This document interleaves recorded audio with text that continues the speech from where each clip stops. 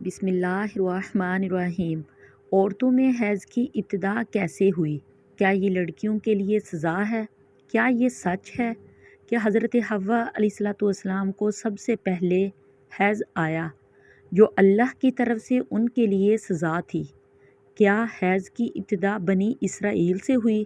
کیا بنی اسرائیل سے پہلے عورتیں حیض سے پاک تھیں؟ آج کی ویڈیو انتہائی تحقیق کے بعد بنائی جا رہی ہے، جس میں ہم اپنے ناظرین کو قرآن و حدیث اور مستند روایات سے ان سب سوالات کے جوابات دیں گے۔ اصل میں اس موضوع پر بات کرنا اس لیے بھی ضروری ہے کہ آج کل بہت سی ویڈیوز پھیل رہی ہیں کہ جن میں غیر مستند روایات پیش کر کے سادہ مسلمانوں کو گمراہ کیا جا رہا ہے۔ ایسی ہی ویڈیوز دیکھ کر ہم سب اپنی ماں حضرت حوا علیہ السلام پر برائی باندھ دیتے ہیں۔ آپ سے التماس ہے کہ اس ویڈیو کو پورا دیکھیے گا تاکہ دوبارہ کبھی کوئی بھی آپ کو اس موضوع پر گمراہ نہ کر سکے۔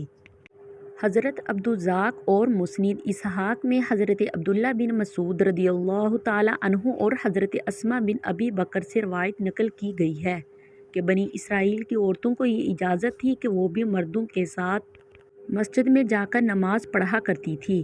مردوں اور عورتوں کے درمیان ایک پردہ ہوتا تھا۔ پھر ایک دن ایک لڑکی اپنی ایڑیاں اٹھا کر مردوں میں اپنے یار کو دیکھنے لگی اور پھر اس نے یہ روزانہ کا معمول بنا لیا۔ اس کی دیکھا دیکھی سبھی عورتیں اپنی مسجد میں آتی اور پھر ایڑیاں اڑا کر پردے کے اوپر سے غیر مردوں سے تاک جھانک میں لگ گئیں۔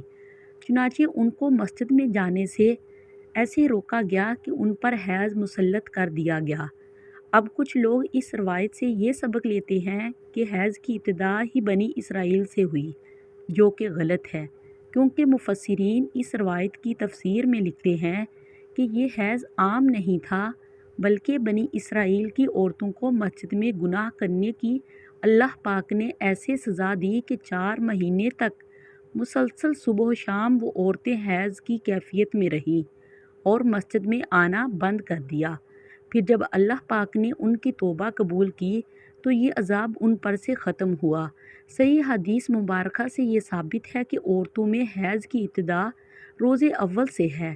آئیے اس بارے میں احادیث مبارکہ بیان کرتے ہیں کہ جن سے ثابت ہوگا کہ حیض کی ابتدا پہلے دن سے ہی ہے، نہ کہ بنی اسرائیل سے اس کی ابتدا ہوئی۔ حضرت عائشہ حجۃ الوداع میں اللہ کے رسول صلی اللہ علیہ وآلہ وسلم کے ساتھ حج کے ارادے سے نکلی۔ راستے میں انہیں حیض آ گیا تو وہاں اس اندیشے سے رونے لگیں کہ اب وہ مناسک حج ادا کرنے سے محروم ہو جائیں گی۔ آپ کو معلوم ہوا تو آپ نے انہیں سمجھاتے ہوئے فرمایا، یہ ایسی چیز ہے جسے اللہ تعالیٰ نے اولاد آدم میں عورتوں کے لیے لازم قرار دیا ہے۔ اس حالت میں تم بھی وہی سب کرو جو حاجی کرتا ہے، صرف پاک ہونے تک بیت اللہ کا طواف نہ کرو۔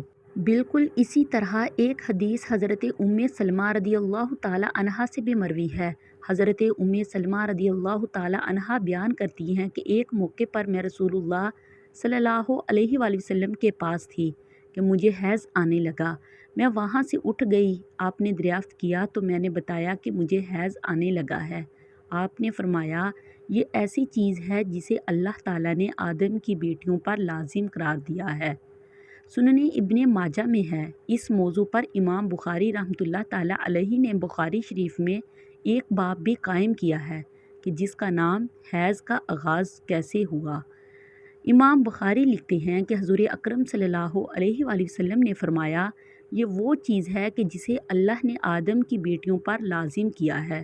امام بخاری مزید لکھتے ہیں کہ بعض لوگ کہتے ہیں کہ حیض کا آغاز بنی اسرائیل سے ہوا، جبکہ اس معاملے میں نبی کریم صلی اللہ علیہ وآلہ وسلم کا ارشاد زیادہ معتبر ہے، چونکہ حضور صلی اللہ علیہ وآلہ وسلم نے فرمایا کہ اللہ نے حیض کو آدم کی بیٹیوں پر لازم کیا ہے اور اس لیے بنی اسرائیل سے پہلے بھی حضرت آدم کی اولاد میں حیض موجود تھا۔ علامہ ابن حجر عسقلانی اور فتح الباری میں بھی یہی ثابت کیا گیا ہے کہ حیض ابتدائی تخلیق سے عورتوں کو آتا رہا ہے۔ اب بات کرتے ہیں ان روایات کی کہ جن میں یہ کہا جاتا ہے کہ حیض کی ابتدا حضرت حوا سے ہوئی اور ایسا بطور سزا ہوا۔ امام تبری رحمۃ اللہ علیہ سورۃ البقرہ کی آیت نمبر 25 کی تفسیر میں حضرت عبد الرحمن بن زید رحمۃ اللہ علیہ کی یہ روایت نقل کرتے ہیں کہ حضرت حوا کو پہلے حیض نہیں آتا تھا۔ ان کی تخلیق پاکیزہ ہوئی، یہاں تک کہ انہوں نے اللہ کی نافرمانی کی اور ممنوعاً پھل کھایا جس سے ان کو جنت سے نکالا گیا، اور پھر ان کو حیض اور حمل کی سزا دی گئی۔ اور لکھتے ہیں کہ اللہ پاک نے تب فرمایا، میں نے تجھے پاکیزہ بنایا تھا لیکن تو نے میری نافرمانی کی، اس لیے اب میں تجھ سے خون جاری کر دوں گا۔ امام تبری کے علاوہ باقی تمام مفسرین ان روایات کو جھٹلایا ہے اور ان روایات کو غیر مسند اور ناقابل قبول کہا ہے۔ حیض دراصل ایک طبیعتی مظہر ہے جسے ہر ماہ عورت بلوغت سے سن یاس تک دوچار ہوتی ہے اور اس کو صحت کی علامت سمجھا جاتا ہے۔ اسی حیض کے خون سے ہی بچے کی پرورش کی جاتی ہے۔ یہ اللہ پاک کا نظام ہے۔ غیر حاملہ عورت کو اگر حیض نہ آئے تو اس کو بیماری کی علامت سمجھا جاتا ہے۔